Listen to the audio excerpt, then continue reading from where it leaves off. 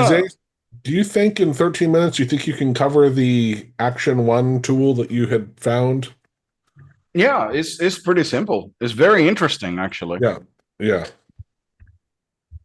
By the way, I was just looking at this tool here, called Compact GUI, and it grabs certain tools and games and compress their games and programs, reducing their space without affecting their functionality. And I was like, why Compact GUI? Many games use images for their graphical user interfaces, and they're too big.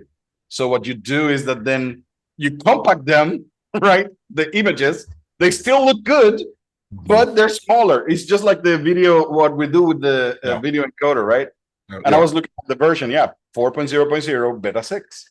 So they're still just working on it, just gives us that. So let's go ahead and look at Action1.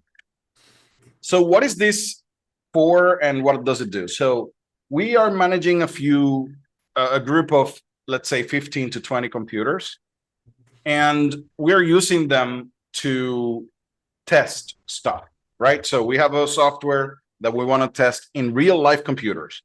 Now, you could do the same if you have something like VirtualBox. You can generate like 10 or 20 virtual boxes.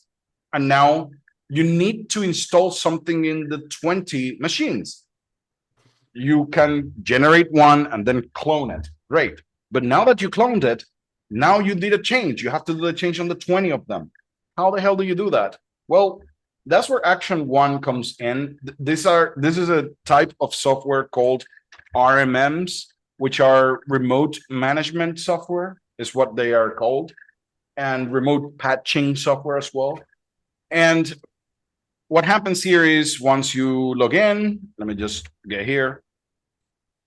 And let me just generate here a sandbox in the meantime. All right.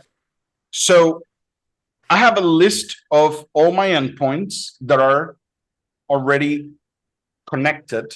And how do you connect it? Here by installing an agent. So you just click here, you can download the MSI and run it, or you can click on other and get a URL. And that URL, if you open it, it downloads the MSI and install it for you, right? So it's just like an installation thing, right?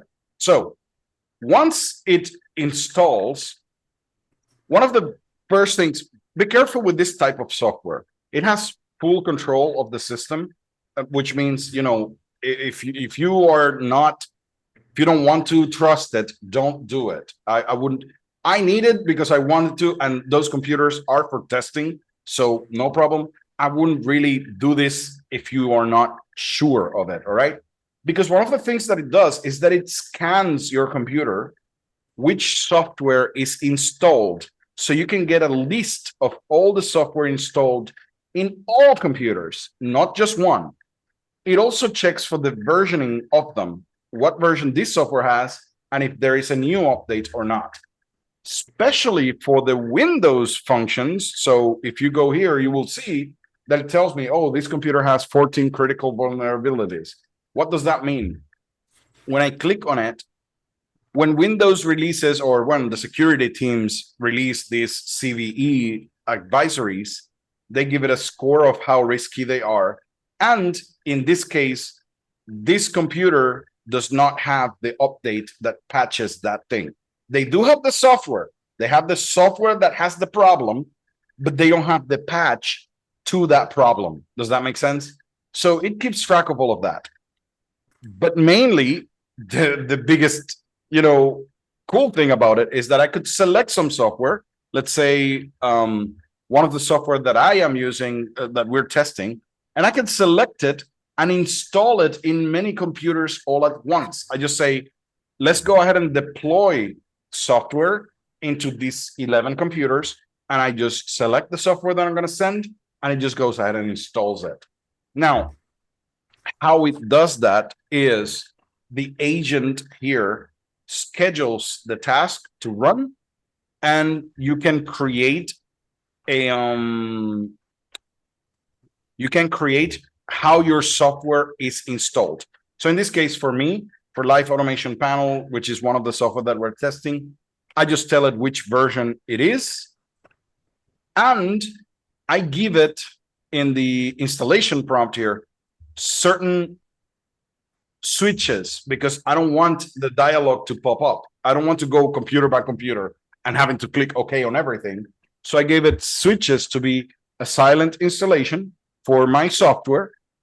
And once it finishes, I also wanted to run some scripts. Joe, I didn't show you this one, but I could run a PowerShell script. Let me show you here.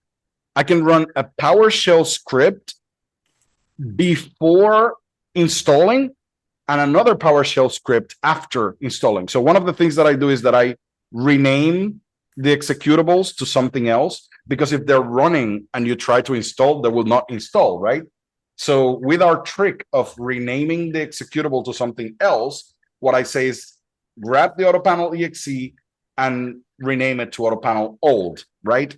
That way, when I go back now to the installer, so that's going to happen before installing.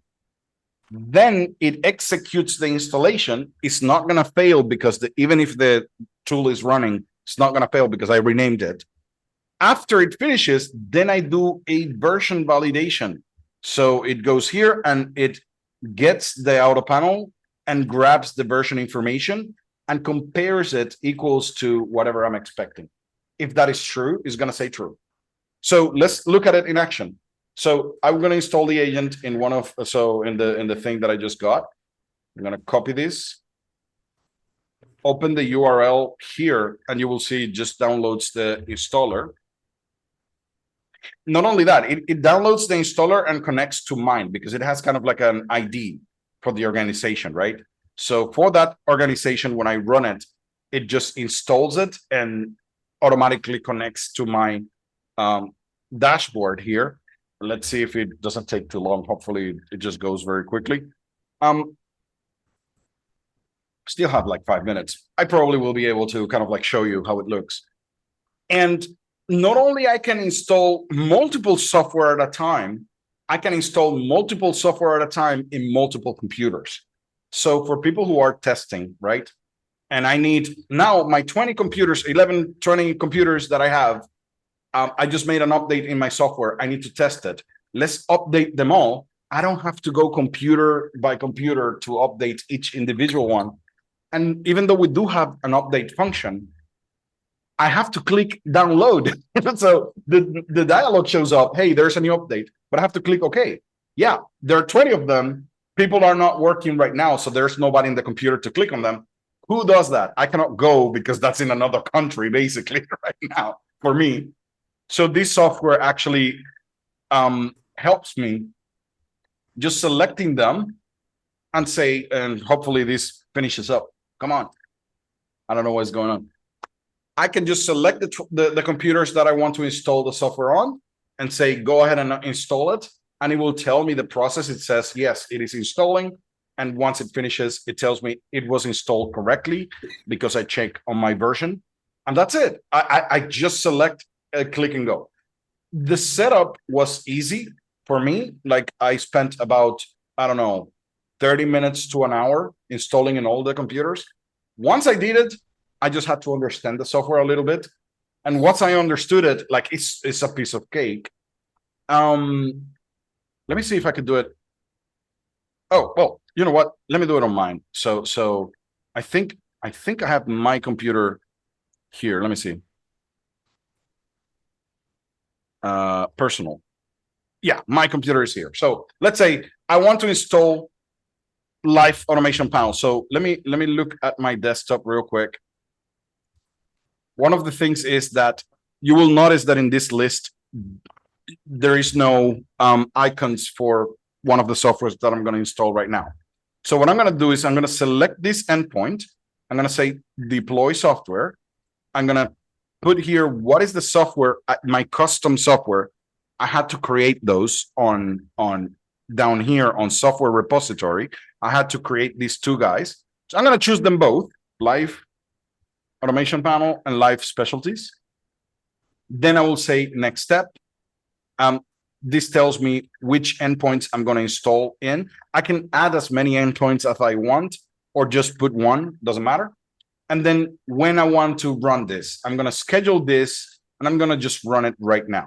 So when I click on finish, what this is going to do is that it's going to tell me that there's an automation running. So it's just waiting for the thing, starting all the actions. It's just going to continue doing it. Now it's going to download the installation package. The interesting thing you will see here, as it is doing it, that I am not gonna get any sort of dialogues or anything. So here it says that the digital signature was not there. Now it's installing the automation panel. You will notice that no dialogues are showing up right now.